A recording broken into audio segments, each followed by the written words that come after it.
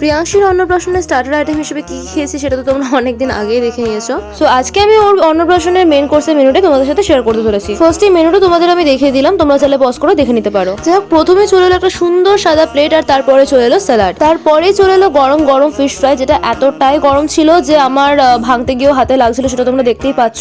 তবে এটা খেতে ভীষণ সুন্দর ছিল।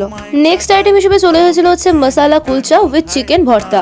কম্বিনেশনটা ফার্স্ট টাইম ট্রাই করছিলাম, বাট ভালো লাগছিল খেতে। তারপরেই চলে এলো সাদা ভাত, যার সাথে ছিল চিংড়ি মাছের মালাইকারি। গ্রেভিটা দিয়ে ভাতটা মাখিয়ে একটু করে চিংড়ি মাছ ভেঙে নিয়ে খাচ্ছিলাম, আমার তো খুব ভালো লাগছিল। ভাতের সাথে চিংড়ি মালাইকারি শেষ হতে হতে চলে এলো বাসন্তী পোলাও, যার সাথে ছিল তোমার আমাদের সবার ফেভারিট লাল লাল ঝাল ঝাল মাটন কষা। গ্রেভি দিয়ে একটু একটু করে মাখিয়ে খাচ্ছিলাম, আমার তো ভীষণ ভীষণ ভীষণ ভালো লাগছিল। মাটন তো আমার একবার নিয়ে হয় না, তাই দুবার মাটন নিয়েছিলাম, আর সত্যি করেই মাটন কষাটা খেতে খুবই ভালো হয়েছিল। তারপরেই ছিল চাটনি, একটা এত বড় সাইজের কমলা ভোগ, আর সাথেই সন্দেশটা।